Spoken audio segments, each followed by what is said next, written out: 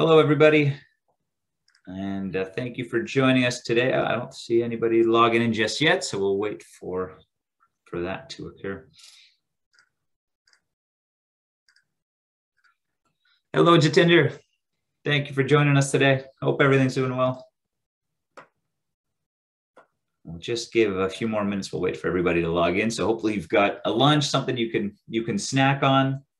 If you're like me, you just heard the news that Carey Price is out for some time. So sending some thoughts for my Habs fans and or Leafs fans are probably cheering that might get a chance this year. So we'll see how that goes. But all right, we've got a few more coming in. So we'll just give another minute or so and then we'll get started. So very excited to have our Kam Sandhu, who's been helping us with a lot of new wills and POAs. So Kam is an esteemed lawyer, and he can help answer some questions on that side of things.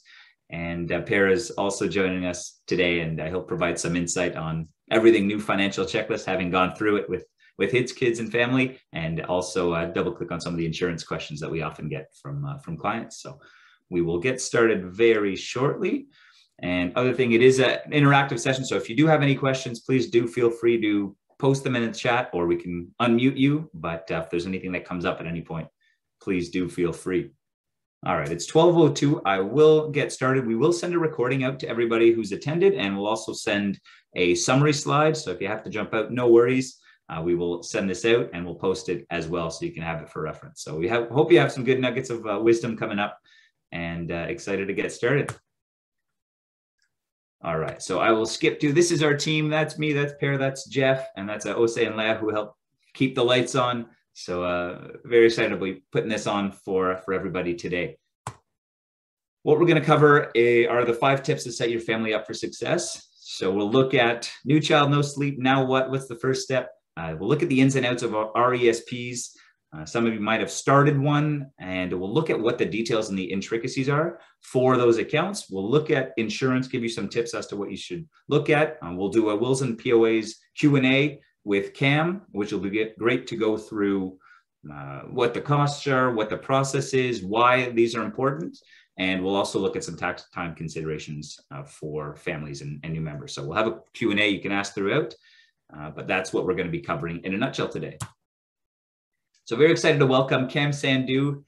Kam has a bachelor from McGill. So I don't know if Kam's the Habs fan, having spent the time in McGill. I know he's a big football fan, and he just got back from Italy, having spent some time there. So welcome back from the honeymoon, and thanks for jumping in after spending some time in marital bliss. So Kam, you can unmute, just say hello.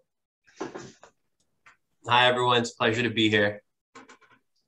Wonderful. So Kam was sharing that they went to, I think, what, 15, 20 different stops in Italy, or maybe it sounded like that when you were sharing that with me. Yeah, it was a bit of a whirlwind tour, but it was beautiful. It's really nice, really nice. So came back with a few bottles of wine and some pizzas stuffed in the suitcases. Glad he made it back. Nice. And you can see down there Jeff is also on the call. So Jeff, you can say hi to everybody. And hi guys, hi Kam. Sounds like my kind of trip, to be honest with you. You know, we always encourage our contacts to send us pictures because we like to include them in our e-blast to clients who find these things very fascinating, and they're at that stage where they want to travel. So maybe you can share some of those adventures by way of pictures with us. No, definitely. Thank you. Perfect. And Per is on the line as well. So Per, you can say hi, or we can introduce once we do the insurance portion as well. So there he is. Hi everybody. Thanks for everybody for joining, and thanks Kam for joining us and bringing us your expertise, and thank you Erik for presenting. So I really appreciate it. And hi Jeff. Perfect. So with that, we'll rip right into it. So 5 tips to set your family up for success. Some of you might have started this. Some of you might be coming to that stage. So we wanted to rip through this and give everybody a checklist that they can look to see where they are and what they need help on. And we can help with any of those and answer any of the questions relating to any of these items. So tip number 1 is register your child's birth online. Probably had many sleepless nights if you're expecting a baby, or you're getting ready learning how to change a diaper and do all those fun things. But the number one tip, once you get settled in, you have a name, getting a name for the child is also very important. So hopefully that you can cross off the list. But after you do that and you're back home, the first thing you want to do is look to register your child's birth online. Maybe at 2 a.m. once you're up and trying to put the baby to sleep, you can rock the baby and make sure that this is taken care of, because this will allow you to do a few of the other things that we have on the checklist. And that way you can focus on taking care of the child and everything else will follow. So tip number one, register your child's birth online. We'll send a link out. If you haven't done it or you want it for reference, this will be included in our one-page checklist. But essentially, you go on, you choose your province, you register the child's birth, date, time, mother, all those details. And what that allows you to do is then get the birth certificate, apply for Canada Child Benefits. And as an aside, we always recommend to sign up for those benefits, and it's based on your income. So the government will then look at what those figures are and allocate the appropriate amount of benefits based on that. And then also apply for a SIN. So you get those three, you do all that, and then you go back to parenting and changing the diaper. So all that is done through that same site. Again, we'll include that if you haven't had that already for reference. And that SIN is going to be vital when we look to step 2. So that one pretty self-explanatory, but the first one, you already have enough on your plate. So this one pretty easy as you're expecting or as you've had your first child. So number 2, and this will go into the details of the RESP, just so you're familiar with the intricacies of the plan and how it works, getting money in, getting money out, how taxation functions in the RESP. So let's look at starting a savings plan for your child's education. And the old adage goes, I mean, it's never too early to start saving. It's true, and especially when you start, there are a lot of other expenses that come about as well. So saving for the education might be lower on your priority list, but building that up, I mean, you have 18 years until a child can potentially go to university, and you may or may not be getting help from other family members too. So opening up the RESP and looking at incorporating that into your monthly expenses or cash flow is a great way to set themselves up and set the family up for success. So quick RESP 101. So basically, an RESP, Registered Education Savings Plan, is an investment account to fund a beneficiary's post-secondary education. Parent, family member can contribute to the plan. You can invest in anything under the sun: stocks, bonds, mutual funds, ETF, GICs. And there are 2 types of plan, individual and family. We generally always recommend opening up a family plan because that allows you to bundle multiple beneficiaries and then to allocate contributions between beneficiaries. Say one isn't going to school, or one is going to school where there's less tuition required, for example. So it gives you more options and flexibility there. You can open a family plan for just one individual. No additional costs, none of that. So generally we always say open a family plan, and that allows you to have the most options and flexibility. Unlike our RSPs, tax deductions to an RESP are not considered, or contributions are not considered to be tax deductible. That being said, once the money is in there, you do benefit from a grant, and the growth is tax deferred. So there are a few particularities there, which I'll get to. So the grants, you get 20% up to a maximum of $1,000 a year. And we'll look at those details there. And that's with catch-up room, but there's a lifetime maximum of grants that you can get. And the maximum that you can put in based on your own contributions is $50,000 per child. Few special rules: you can keep the RESP open until the year the beneficiary turns 35. So that works out to 36 years. And beneficiaries can attract grants. So the child in this case can attract grants in their RESP until the year they turn 17. There are some special rules in the 16th and 17th year, in which case the plan will look at if contributions were made in years prior. But rule of thumb, up to 17, if you've been contributing, you can attract that grant. So let's look at what that looks like in detail. So if you put $1,000 a year into the RESP, you will get a matching contribution or grant of $200 from the government. So raising your total contribution to $1,200, that goes right into the plan.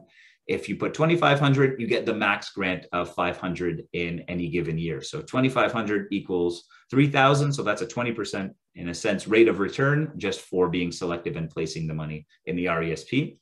If you have a year of unused grants, you're able to catch up in that year. So say the child is 2 and you've never made any contributions, you can contribute $5,000, and the max you can get in any year is 2 years of max grant. So 2 years of 500, giving you 1,000. So if you put 5,000 in that case, you would attract $1,000 of grants and get 6,000. If you put 6,000, still the maximum is 500 per year times 2, so 1,000.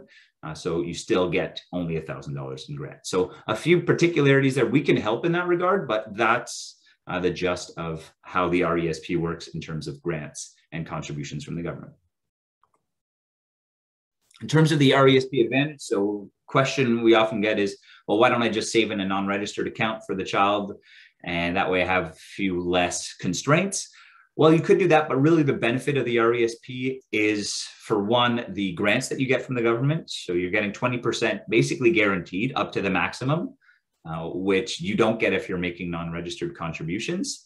And two, the contributions, the grant, the growth, the income grow tax deferred within the RESP until you withdraw them. So you're able to grow that without having to pay taxes on an annual basis. Yes, there will be taxes when you withdraw, but that is shifted to the hands of the beneficiary. So it's quite advantageous from a tax perspective, given that the beneficiaries are generally in lower income brackets and pay little to no tax when they do have to withdraw. So very advantageous. Just making the comparison quickly over the period of time, if you invested $2,500 to a non-registered account versus $2,500 to an RESP, you're 30,000 close to an advantage by having the RESP over the non-registered account. So yes, there are a few rules you have to be mindful of. We can help with that, but overall, very beneficial to start the RESP instead of just saving in a non-registered account for a child. Okay, so we'll look at withdrawing from an RESP because it is good to know how the whole life cycle of things work. So what do you need when you want to make a withdrawal? So assuming your child is now going to university, so we're skipping a few years, but essentially all you need to prove is to prove a proof of enrollment. So provide that from either a transcript or a letterhead. That can be PDF. Most schools will have this easily accessible. You send that with a request and you're able to make an RESP withdrawal. There are, in the first 5 weeks of the enrollment, there's a limit as to how much you can withdraw. First 13 weeks, that is. But otherwise, you can take out as much as you want based on what's in the plan and if you need reimbursement. So in terms of eligible expenses, anything school related, we don't need to see a proof per se or a receipt, but we do need to confirm that it was tuition, either tuition, education, textbooks, amenities related to schooling. So there's no receipt that has to be produced, but as long as it's related some way to education, you're allowed to make the withdrawal. In terms of the withdrawal taxation, let me give you an example. So under the hood of the RESP, there are two different buckets. One, you have your post-secondary withdrawal, and that's essentially your capital or what you put in. And then you have what's called your education assistance payments, or EAP, which lumps in the grants that the government matches and the growth on that. So if you make a withdrawal from your RESP, you have a choice whether to take from your non-taxable or your taxable pool. And essentially, the choice you make will depend on if your child is earning an income in that year. If they're not, if it's the first or second or third year of university, they're maybe taking a part-time job and they pay very little in tax, it might make sense to take out the most from the taxable side of things, or EAP. And that way that would get added to their income. So they would get a T4 slip. They would add that to their income come tax time and technically pay taxes on it. But if they're under the $20,000, even the $30,000 a year threshold, they will be paying very little tax on it. So you've essentially shifted that taxation from your income into the child's by having it in an RESP. And if ever you make a withdrawal where we specify investment principal or post-secondary education, that is non-taxable. That counts as a contribution. So you can withdraw the full amount and not pay any taxes on that. One caveat being is that if you're getting to the 4th year of the child's education and there's still money in, we generally recommend depleting the taxable portion, because that amount has to be paid back if it remains in the plan and hasn't been used. So generally, we try to allocate that taxable portion over the 4 years That way the beneficiary is paying a minimal amount of tax, and there will be no additional, say, penalties if you have to close the plan for whatever reason, if the contributions go unused. So that's a little bit of kind of massaging on that end that we can help with, but that's generally how it works. The taxable, non-taxable, try to take from the taxable bucket first, depending on the beneficiary's income. And then lastly, what happens if funds don't get used? So we get this question often to see, does the money stay trapped? What occurs? So essentially you can keep the RESP open for up to 36 years, so the year until the beneficiary turns 35. So even if it doesn't indicate like the child will be going to university at 18, general recommendation is keep the plan open as long as you can. And especially if it's a family plan and you have other beneficiaries, you're able to extend that. So if they have an epiphany and decide to go take a master's later in life before the 35th year, those funds are still able to be allocated. And if not, you can allocate those contributions to another beneficiary. So 2 options there. The other option, if those 2 are depleted, is that you can transfer the amounts up to $50,000 to your RRSP if you have the room available. You do have to pay the grants back, and there is a 20% tax on the grants. So generally, we look to withdraw those first between the other beneficiaries. But generally, this happens very little, is that you close the account and you find no uses for the fund. I mean, in my experience, this hasn't happened, and it happens very seldomly because there are these other options. But that is also an option there. You close it, you withdraw the contributions, and you go on your way. So that's the whole lifespan of an RESP in a nutshell. I will pause here, see if we have any Q&A. I think we're good for now. So I will truck on through. So a few strategies in terms of the RESP. If you're just starting and you have yet to do so, first thing is to look to open a family RESP plan. We can help with that. Essentially, all you need is the beneficiaries or your child's SIN number or SIN numbers, and we can open that up for you. The second one is to look at the cash flow and see how much you can contribute on a monthly basis. To maximize the grants per child is $2,500 a year, and that gives you an additional $500, so $3,000. And on a monthly basis, that works out to about $208.33 monthly. So we generally recommend, if cash flow and expense permits, making monthly contributions. If you can hit that threshold, fantastic. If not, find a threshold that works, but at least you're starting that tap and you're able to contribute automatically, as we like to say, to build that snowball for the children over time. Another option, if you're not topping that up, is to use gifts from family members to fund an account. Birthday money, bar mitzvah money, et cetera, bat mitzvah, all great ways to top up the RESP if you haven't reached that maximum threshold. So another great thing to keep in mind, that's very much allowed with the RESP. And then fourth one is when we get to the withdrawal side of things. So down the line, but consider the child's tax rate when making a withdrawal. That's something that we work with you to do.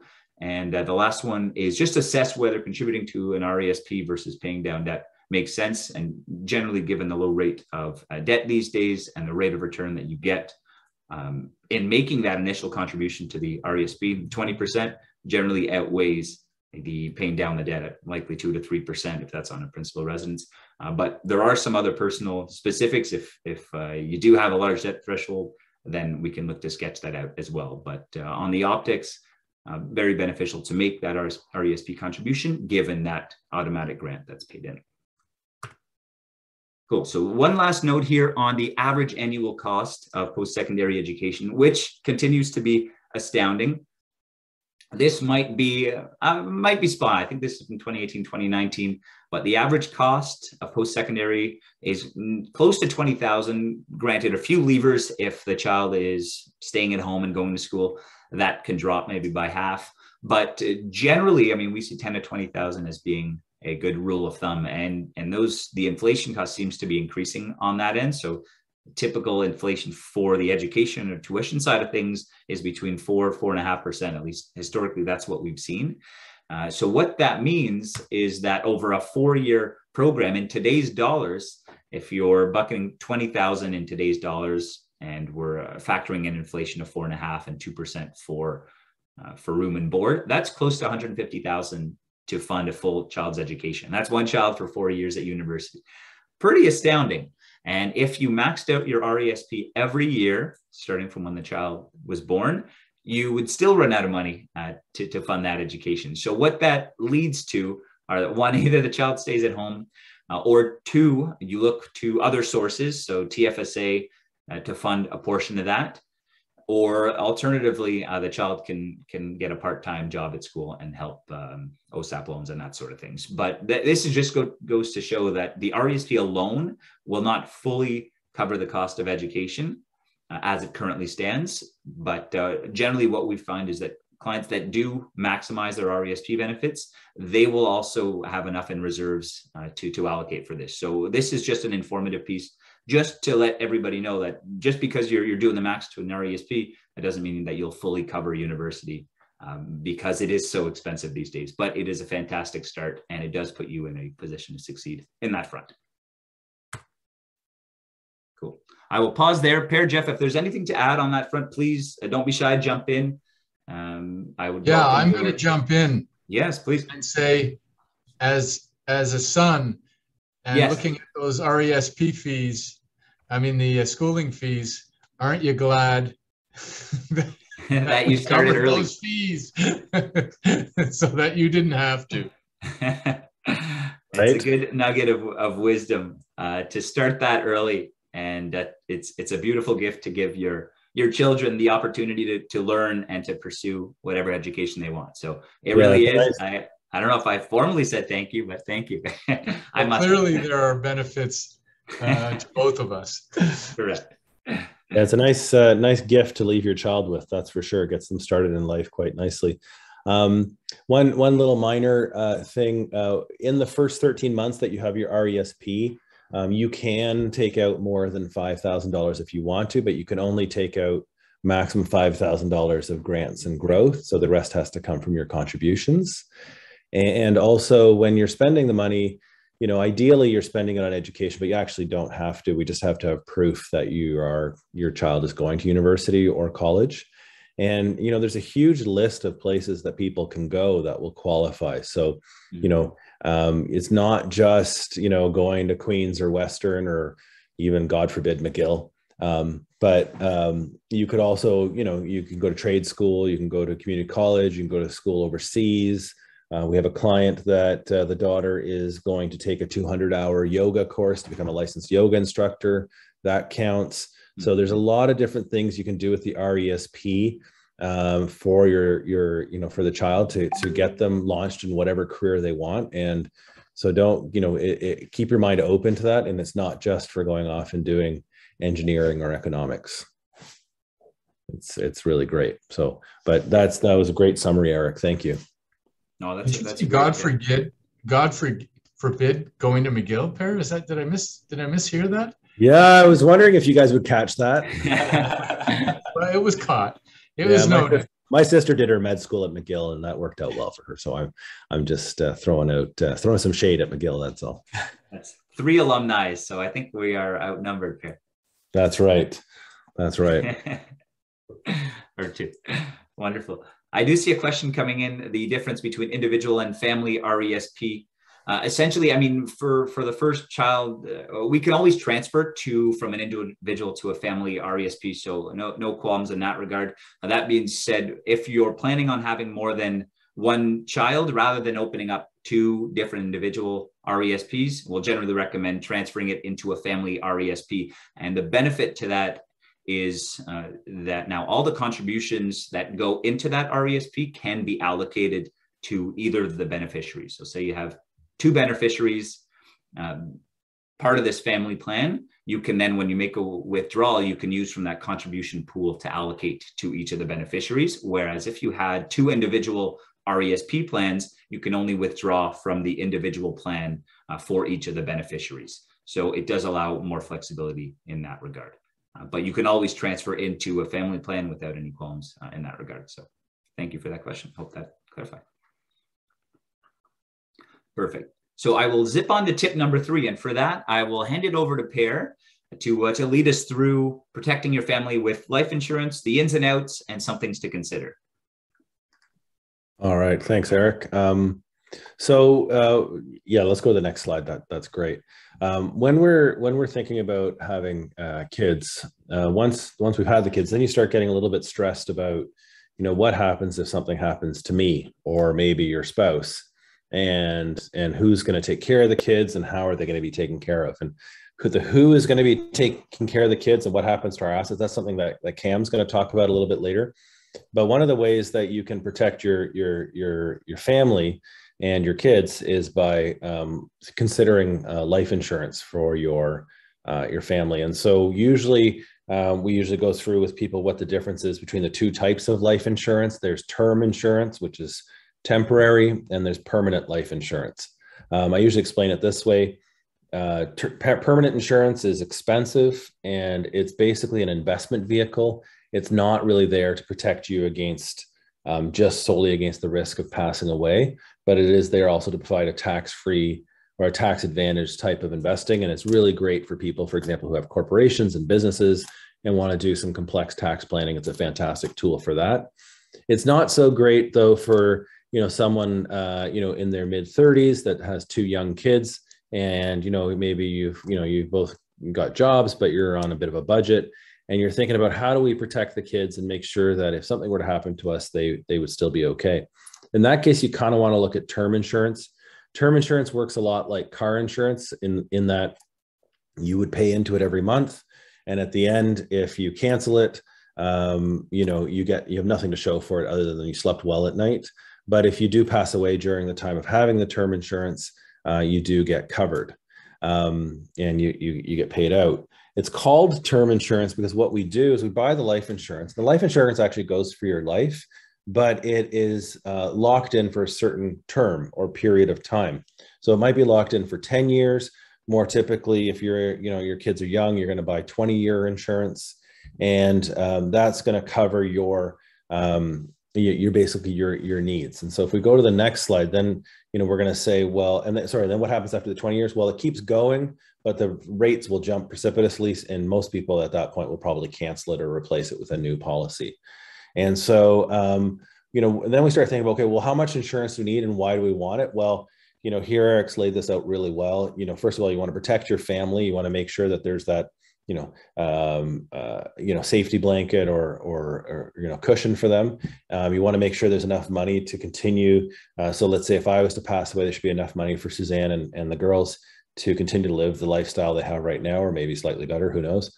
And that they're comfortable, right? And they don't have to necessarily worry about money during probably what will be a terrible time in their life. So there's two things we usually look at when we're saying how much life insurance you want. And this is something you'd go through with your life insurance advisor. And you would say, is it you're covering debt and expenses, one hand, so that's your mortgage. And then you also say, how much of your income do you want to cover? And so those are the two things that generally you want to take a look at. I think, Erik, you've got another slide there, I think. Yeah. And so let's just go to the next slide. So basically the steps to getting life insurance are pretty straightforward.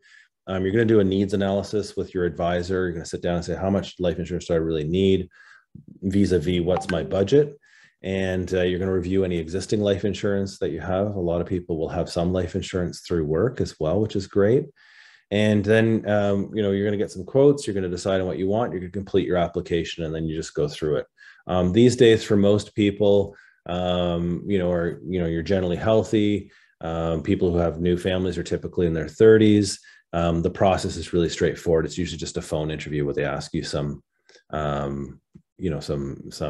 personal questions about your health, and that's about it. So that's just life insurance in a nutshell. Definitely something to talk about and think about once you have new kids and you're starting a new family. And thanks, Erik, for putting together those great slides. Yeah, absolutely. Before I jump to tip 4, we do have a question, and this goes back to the first slide about term versus permanent. So the question is there an ideal time to switch between term and permanent? Is it variable, or when should one look to switch, or what are the benefits or detriments of both? If you can explain that, please. Okay, so when would you switch? So typically, most policies allow you to switch from term. You have your term insurance, and you can switch any part of that to permanent at any time before age 65. Is how most policies are set up. Of course, everything's different, so we'd have to look at what you have, and then you would, and then the question is when or if it's the right choice. Well, it depends, and unfortunately, that's the answer for everybody. You'd want to look at, is it the right vehicle for you? What is the purpose of having permanent life insurance? Do you really need it? Are your savings sufficient to consider yourself self-insured, which is an ideal situation. So not everybody needs permanent insurance. Again, there are some tax advantages when you have a corporation and so on to using permanent insurance. So it depends a little bit, but usually it needs to be done before age 65 for sure. Nice. And are there any common cases that you would say you recommend term insurance? You mentioned, permanent insurance. You did mention the business owners. Are there any other issues or any scenarios that come to mind that should trigger the need to Yes, review? Business owners is one. We can build a scenario where you have money trapped in your corporation, and we can try and take it out tax efficiently in retirement using permanent insurance. Another option is where you have a lot of assets, maybe you own a cottage or things like that, and you're trying to cover the future tax bill for your kids. So for example, if I owned a cottage, when both me and my spouse pass away, there'll be a capital gains tax to pay, and I may want to cover that with life insurance. On the flip side, maybe your principal residence or maybe your savings will cover that. So what you need to do as part of the financial plan is what, like Erik would do, for example, is he would map out, here's your estimated estate tax bill at age 90 or what have you. And then you would say, how do you want to cover that? Looks like there's enough in the investments. But some people, their value set is they want to cover that with life insurance. So that's another example of when you'd want permanent life insurance. Mm-hmm. And then some people want a very small amount of permanent life insurance to cover things like, final expenses like funeral and lawyers and so forth. But again, if you have sufficient savings, that can cover that as well. Nice. So unfortunately, it depends. Perfect. I guess the lesson is, if you're looking at it or you would like us to review, send us a note and we'd be happy to look at the cost benefits and see if it's right for you. So good point. Perfect. Well, very excited to have a fellow McGill grad, Kam Sandhu, now to talk about tip 4, and that's about reviewing and obtaining your wills and powers of attorney. Often not the sexiest part of the 5 tips in getting your family set up, but a very important and vital part. So Kam, very excited to have you here, and very interested to hear kind of what you have to say on that front. Excellent. So pleasure to be here as well. So yes, my name is Kam Sandhu. I'm a partner at Goldstone Lawyers. One of my practice area is power of attorneys, wills, estates. So just to kind of get started, so a will, as we describe it, is kind of a plan that people have in place to what happens when they're no longer in the picture. So, there's multiple scenarios. Say you're married, if something happens to you before your spouse, common disaster, something happens to you with your spouse. So kind of what happens for your children. It's kind of basically a person's last wishes as to how they want the proceeds of their estate to kind of change hands to the next generation. So, your assets can be everything. Generally speaking, it's, primary residence, RESPs and stuff like that. So again, very important for a certain couple of reasons to do it. So when a person doesn't have a will, they die in what's called intestate.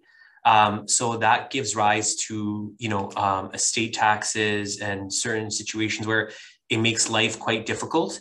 And your wishes will really kind of follow along with what you want because you didn't let anyone know what there should be.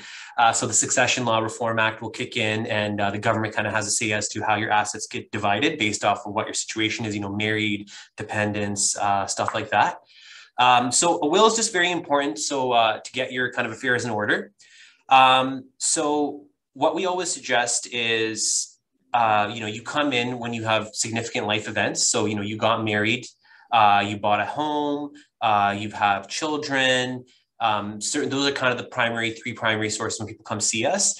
Now, even beyond that, sometimes people get wills made and, you know, we got them made, say, 5 years ago, 6 years ago, 10 years ago, you know, what our needs and kind of wants were at that time to what they are now could have changed. So, you know, we always ask clients to every 5 years or something significant happens, you know, your child got married, stuff like that, come see us. We can revise and sit down and kind of assess what your situation is at the time and advise accordingly. So, you know, cost-wise, it's not that much of a cost in the grand scheme of things. Generally speaking, you know, we do have to sit down and see what your specific needs are, the complexity of your will. You know, again, no two wills are ever alike. You know, you might have special, you know, children with special needs, things like that. You want trusts made within the framework. So I always tell clients this, to come sit down and speak with an estate lawyer, that cost is significantly less than if you don't sit down with an estate lawyer and have to pay taxes. You know, it's simple things. You know, we really sit down before we get started, even on drafting, we send out to clients what's known as a estates checklist. So it's kind of a repository of information. We ask clients to, you know, let us know who your financial advisor is, who your accountant was. Obviously, a lawyer's name will be on the will. Then, you know, what your assets are, where they're located, things like that. Reason being that, God forbid, if something does happen to you, your trustee can, you know, see my name on the will, ring up my office, we pull the file, and we can at least give them information as to kind of what the person's assets were, and, you know, the people that were kind of managing them and handling for them for that day at least. So it's a starting point for them, right? Because, you know, a life insurance policy is, you know, if no one knows you had it, it's not particularly good to anyone. So we start with that. That's kind of stage one. Then we do an in-person meeting or a virtual meeting to discuss kind of what your wishes are and you know, what your aspirations are and how you want your estate divided. We advise according to that. Once that meeting is done, we do a draft. We send the draft off to the clients. We review it. If they want any changes made, or, you know, they have some other things that kind of changed, we address that. Then we have a final signing and execution. So again, we provide the witnesses because, you know, a witness can't have anything, stand to gain anything from your will. So we provide that, and then that's it. And you get a completely executed will. Now, along with the wills, we always suggest power of attorneys. I always say that, you know, a will kind of kicks in when you're no longer with us. A power of attorney is significantly more useful because, God forbid, you know, something happens to you and you end up in a vegetative state or something like that. You know, it authorizes certain people to still be able to act on your behalf. It's very, very important, you know, what kind of power of attorney are you granting? Is it a limited scope power of attorney? Is it a broad power of attorney? Who you're granting it to? So, you know, we sit down and we have a conversation about, you know, legal implications and what the full kind of ins and outs of what you're about to do can mean for that person in their life. But again, power of attorneys are very important, and we generally do them as a kind of as a bundle. So it's a will, a power of attorney for personal care, power of attorney for property, and for the personal care power of attorney is also a healthcare directive that reflects, you know, any special, you know, any religious beliefs you might have and kind of how things will be interpreted in certain situations. So yeah. Oh, that's great. Kam, a few questions in that regard. So say, I mean, I have a lot of young families that are thinking about it and they want to get it done, but for whatever reason, it keeps getting pushed along and pushed along. So can you kind of outline what happens if they do nothing? Say families keeps pushing it off and they do nothing, they choose not to. What happens in that event if they don't have POAs and wills? Yeah. What would happen? What are the risks that so the biggest issue is that, you know, if you haven't kind of managed your estate effectively and how, you know, how the title to any property is held, you know, if you have, you know, I'm a newlywed myself. One of the first things we did, me and my wife, was, you know, we put each other on each other's accounts because, God forbid, if something was to happen to me, my account would get frozen right away, and vice versa with her. At least, you know, joint bank accounts, you have access, they won't freeze them. So we, you know, if you don't have a will, probate is the biggest issue. So it's quite expensive too. You have to go see a solicitor. We have to do an application for probate. And now probate can go two ways. It's probate with a will and without a will. So ideally, if you managed your affairs well and, you know, you've been advised correctly, you can try to minimize and avoid probate if possible. But if you die intestate, 99% of the times we are going to have to do a probate without will. So that's the most expensive option. It gets very difficult. the person who's trying to act as your estate's administrator, might not know the full ins and outs of what your estate even comprises. So your costs start going up because we have to make inquiries to all the banks, and we have to write to, whoever their last financial advisor, who is their accountant, trying to get their affairs in order. If you have a will and a power of attorney and you've been advised correctly, you can really, really bring down probate costs, because, there's legal fees, but then there's also estate administration tax. So, roughly speaking, if it's about $500,000, it can be about 14, 15,000. And it goes up to, depending on kind of, what your assets are versus encumbrances and things like that. Right. So, if you definitely don't have wills or powers of attorney, significantly it makes life harder for your loved ones after you're no longer here, or, if you're in a vegetative state. And then also the costs that your estate will incur.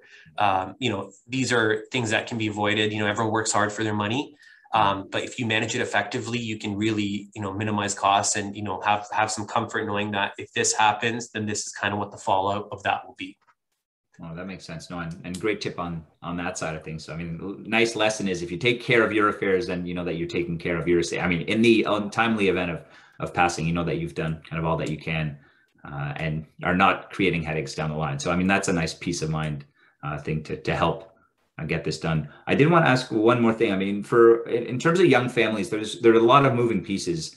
For example, a new family they get married, they have their first child, they might be expecting more. How does that work with your will? They might be expecting more, they might be buying new properties. With all those changing variables, is there a time to get your will done, or should you be updating it every time a significant event like that occurs? Any guidance on that front?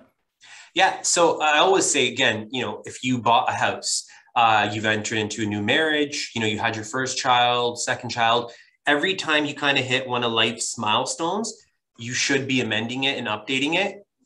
If I just got married right now, so right now, this is my first will with my wife, whatever my wishes are for my estate as is of today. Then as soon as I have my first child, God forbid if something happens to me and my wife, this is what I would like how things to proceed with my child. My child turns 18 now.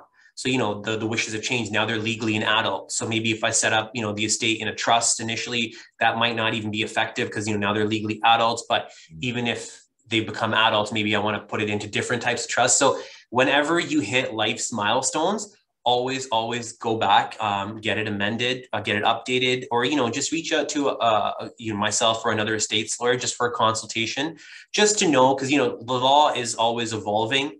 Things are always changing, in people's lives as well, financial implications, things like that.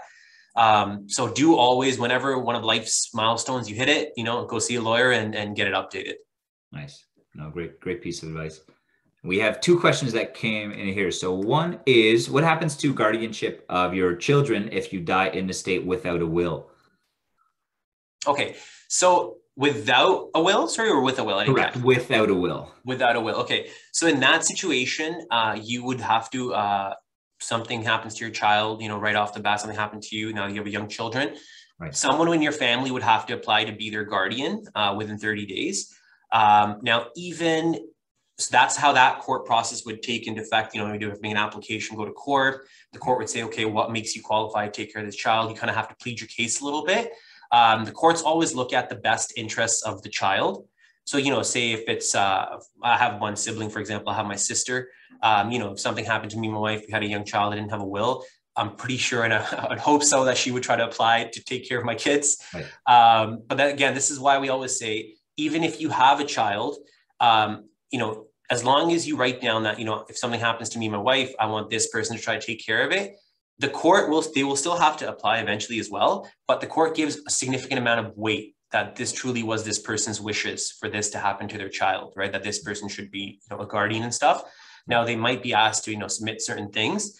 But again, if you have a will, you've named a guardian, 99% of the times, that's what would happen if in the unfortunate event, something happened to you. Nice.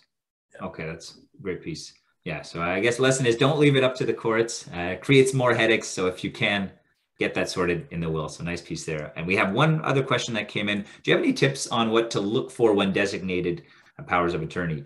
I assume they're talking about who you can appoint, or any guidance in that regard, because that's a common question. So in powers of attorneys, generally speaking, in married couples, I'd say again, like 95% of the times, it's usually just that, if something happens to me, my wife's going to make decisions, something happens to her, I make decisions, something happens to both of us, then it usually goes to their siblings or their parents and stuff like that.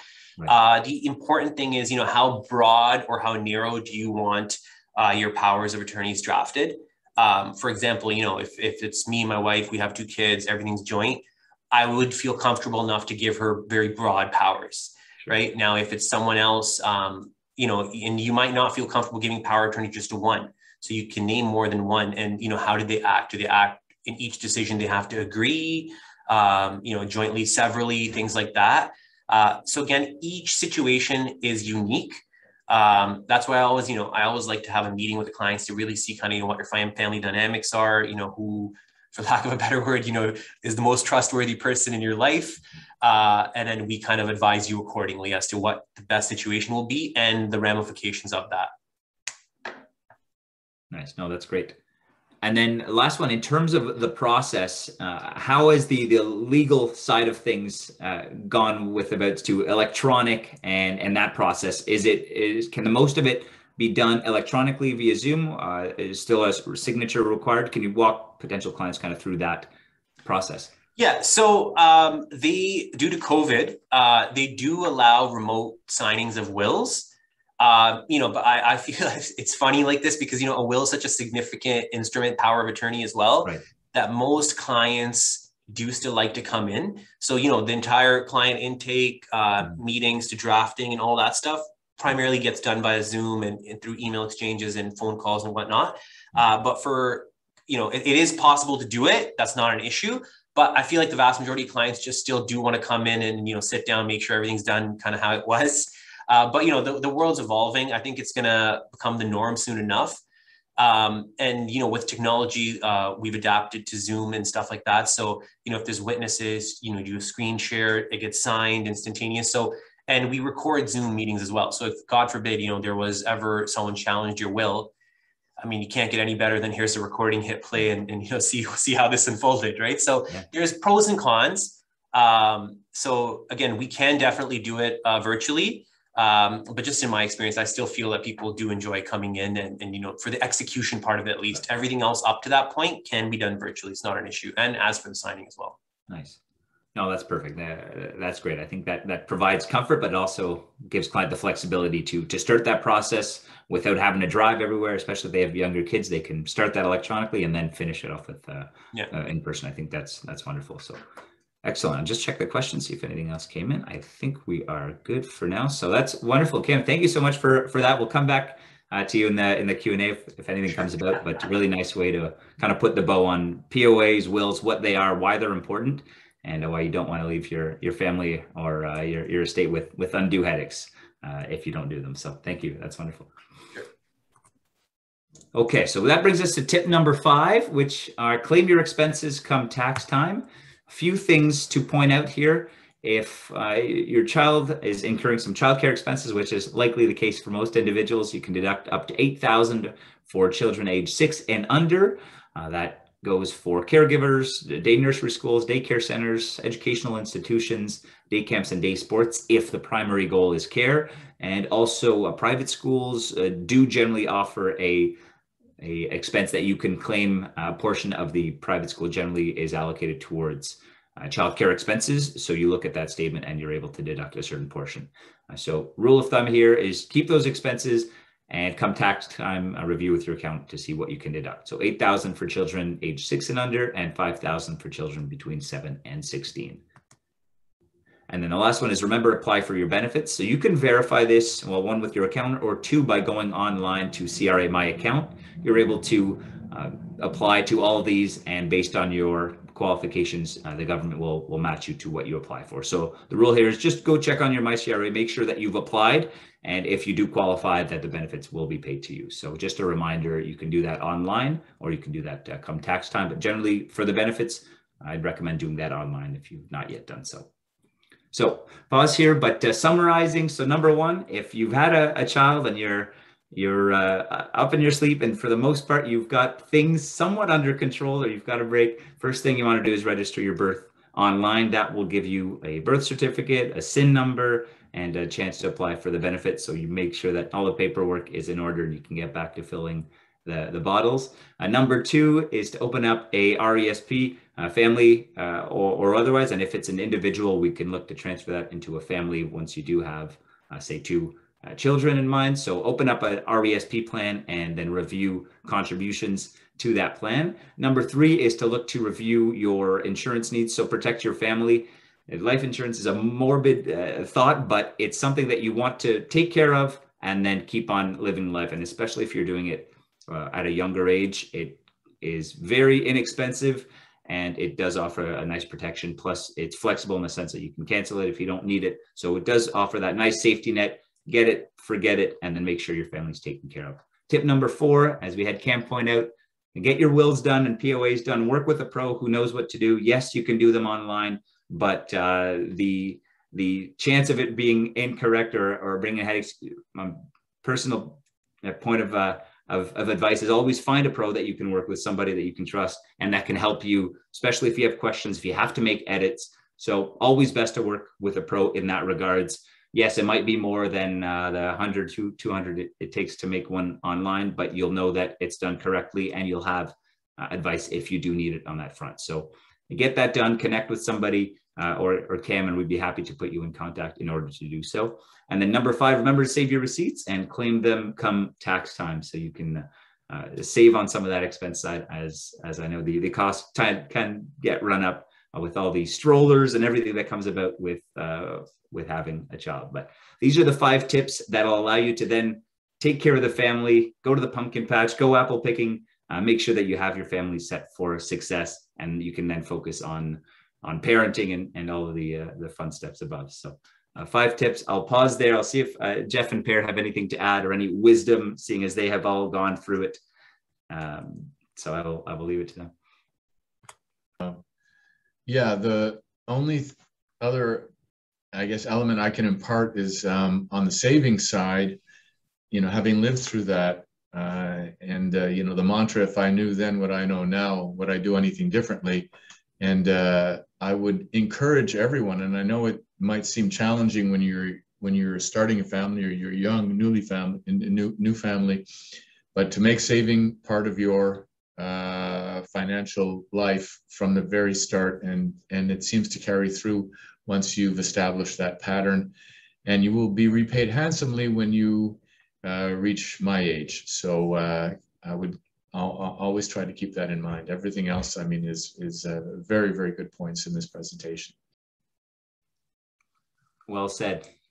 I will echo that. Perfect. Per, did you have any questions or comments as I look to see if we have anything coming through? Any last words of wisdoms as well that you've seen in going through it with your 2 young ones? Yeah, I think Erik, you laid this all out really great. One of the things that we ran into and a lot of people run into is when you're doing your will and your insurance is, you're thinking about your own mortality, and so that's really tough, and you just got to power through it. And then the other tough part is you say, well, okay, I've got these kids, and for us it was fairly straightforward, but I've seen a lot of clients struggle with who should be the guardian of the child in the event that something happens, and that's where it's actually pretty straightforward. Pick somebody. It might not be the best choice. Don't make it perfect. Pick anybody is better than not having somebody in place to care for your children, and you can always change it later, right? It's easy to change. It's not very expensive. You don't have to do an entire new will. The lawyer can do a codicil, which is basically just an amendment. So it's like 1 page. If it's life insurance, it's just a form we have to fill out, costs nothing.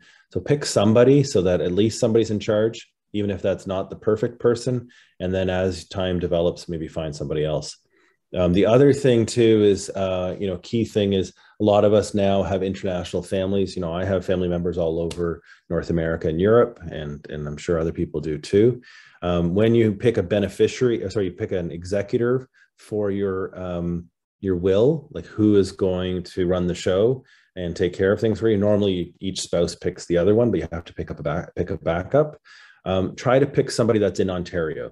It's going to make life a lot easier, and it's going to reduce cost massively. So those are the two things I would say. But again, in lieu of being frozen because you don't have the right person or that person doesn't live in Ontario, pick somebody, and then we can always make it better later, right? Like just at least something. Anything is better than nothing. Oh, very well said. Thanks, Per. So it looks like we've answered the bulk of the questions here. I did want to remind everybody that we will send out a recording, and we'll send out as well a one-page checklist so you can get the Coles notes and do a self-assessment, see what you need to do. We'll also have Kam's details in the email. So if you wanted to reach out to Kam, you wanted to get your wills and POAs, you've thought about it, great time to reach out and get those done. Kam can walk you through that, and he's helped various clients who've been very happy with the work that he's done. So wonderful to have you on, Kam, and thanks for the ongoing support. Pleasure, his pleasure. Wonderful. So yes. I was just hoping, Kam, if at the end of this, if you can stay on or we can, you can contact me. I have a couple of questions for you. Sure. Not a problem. I can stay on after. Perfect. I like it. Drumming up work already. So that's great. Hopefully it inspires others to act as well and get this done. And in my experience, it's one nagging item that clients know they should get done, but that takes that initiative to check it off the list. So if we as advisors will always remind clients to get this done, but if we can help and to check that box off for clients and make sure that the family's taken care of so you can focus on the important side, then we've done our job, which is wonderful. So, and we have great partners to help in that regard. Perfect. So with that, I will wish everybody a great rest of the day. Thank you for joining in, and we will send out that information to everybody soon. If you had any follow-up questions, our emails are at the bottom. We have the whole team here, so please don't be shy. Questions on anything under the sun, and we'd be more than happy to hear from you. So again, thank you very much for everybody who's attended. Thank you to Kam, Jeff, Per, Leah, and Ose for helping to put this together, and looking forward to seeing you all on the next one. Excellent. Thanks, everybody. Perfect. Take care, everyone.